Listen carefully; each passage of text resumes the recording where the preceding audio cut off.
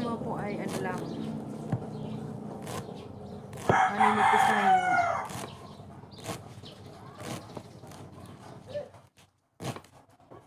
Pag nahiwa na po natin ay ano natin,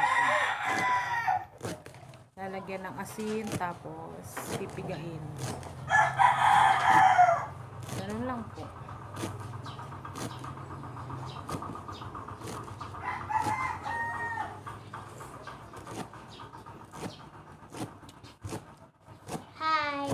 Hi guys.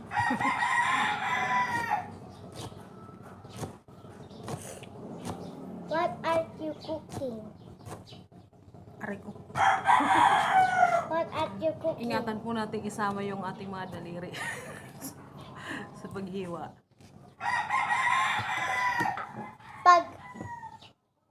Saan ka natusok? Hindi ako natusok. Ano? Nahihiwa yung kamay ko. Dito, ganito. So guys, nahiwa nating mga talbos ng kamuting kahoy. Ngayon po ilalagyan na natin siya ng asin para pigain. Okay.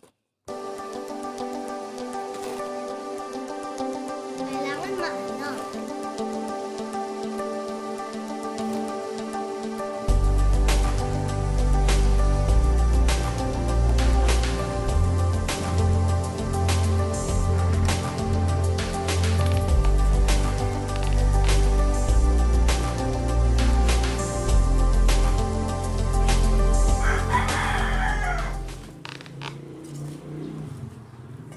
Paypayin kita na.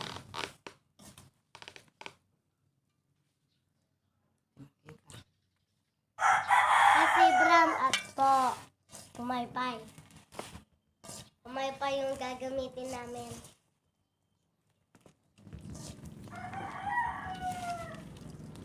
Kailangan na. Mali. Bibigyan. Kailangan nakikita yung pagbiga. Ay, hindi, huwag na akong sali.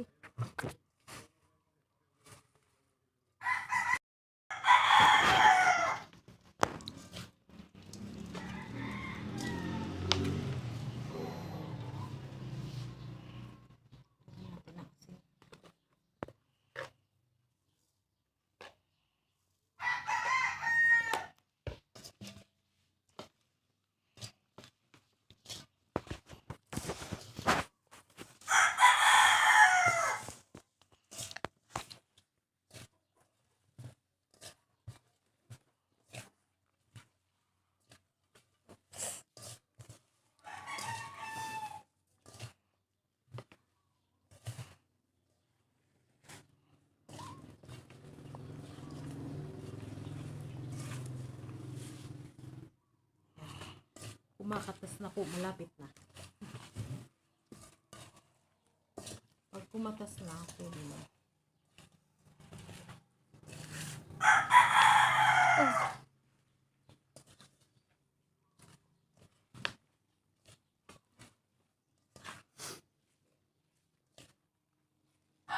Kailangan natin water.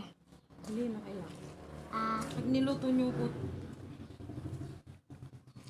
ayusin mo.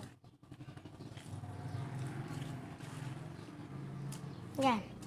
Ito nga. Tanggalin mo nga. Ito na.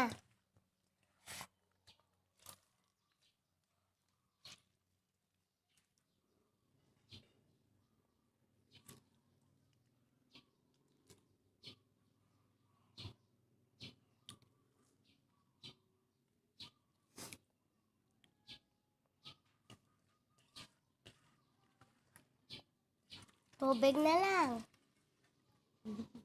Katas, ay. Katas ng ano yan. Talbos ng kamuting kahoy. Kailangan alisin yan kasi pag hindi, napakapait ng natin. Gulay. Stop na. Yan na lang po ang natira. Nung napigaan. Kakaperanggot na lang. Yan. Ayan na po ang mga ingredients natin. aw, sibuyas, bawang, sili, kaunting baboy. Ano ba to? Talbos ng kamote, pampalasa, at saka ito. Gagamit po tayo nito kasi wala tayong nyug. Malayo po kami sa bayan kaya ito. Lagi akong may ganito para ano, pag gusto kong magluto ng ginataang gulay, yan, ito po. Dali na lang po yung gamitin. Luto na po tayo. Mag-isa po tayo. Kasi ano, pero pag sa amin po talaga sa Bicol, hindi naman ginigisa yan. Kumbaga lulutuin mo muna yung gata, kaso po wala tayong gata, kaya yan na. Yung gata natin ay original.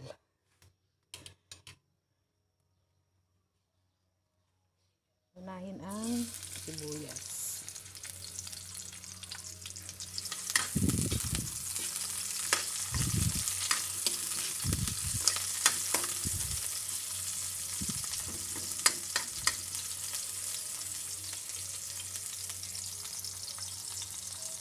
Bawang.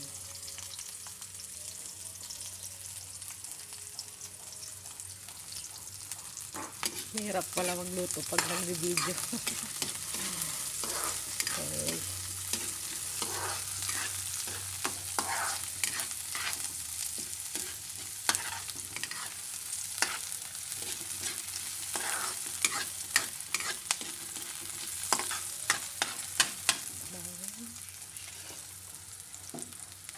Sundan po yung sili.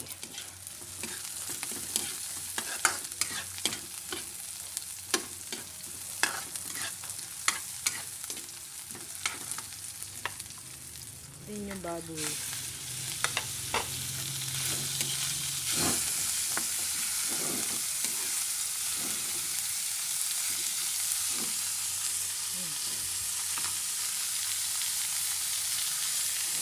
Lutuin lang po natin hanggang yung baboy ay lutong-luto na. Kasi madali lang po lutuin yung ano. Yan. Nilagyan ko po ng kaunting tubig yung baboy para ano maluto siya bago natin ilagay yung gulay. Tapos ito naman po yung gata. Tinunaw ko na sa dalawa. Ay, oo. Tinunaw ko na po siya. Para bubus na lang natin siya doon.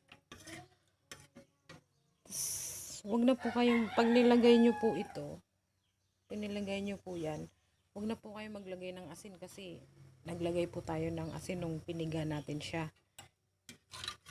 Tikim-tikim na lang po. Kung medyo maalat, wag na po. Kung hindi naman, dagdag po tayo ng asin.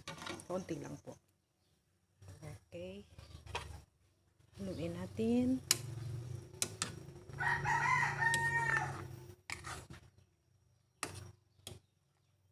Yan.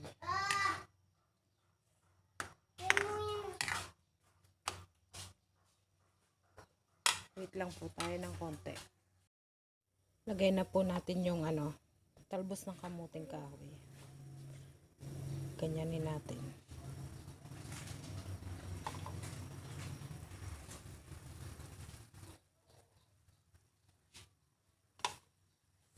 Ay ko.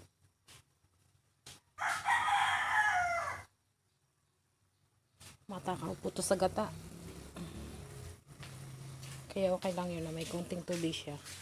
Para maluto na siya bago natin ilalagay yung gata. Bago natin kainin.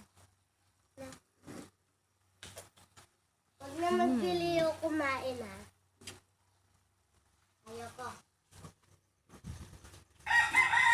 Sarap ng amoy. Yung cola. Tingnan nyo po. Oh. Nawala na yung ano, tubig. Sinipsip na agad ng ano, marijuana. Nanay ko,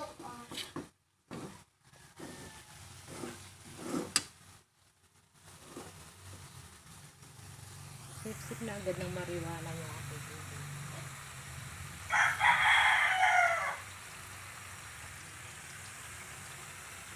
Dagdag po ulit tayo ng konti.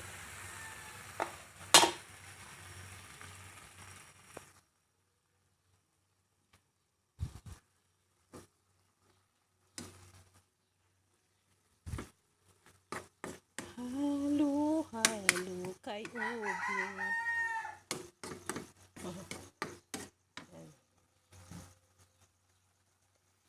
Mas masarap sana guys tinapa kung tinapa yung sahog, kaya lang walang tinapa. Kaya kunting baboy na lang. Sakto na yan.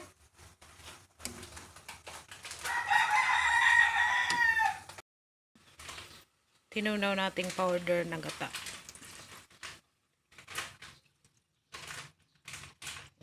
Sarap.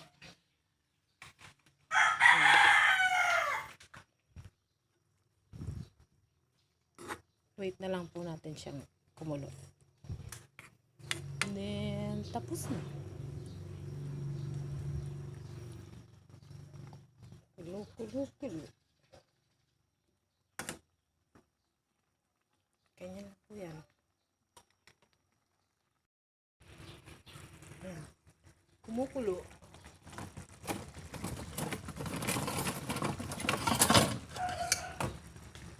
Tikman po natin.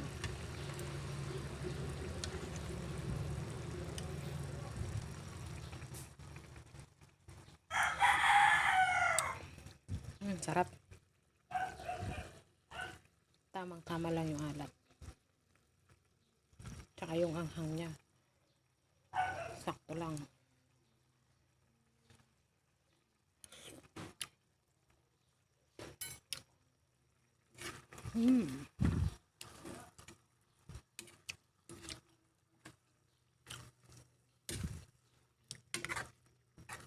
Namiss ko to guys.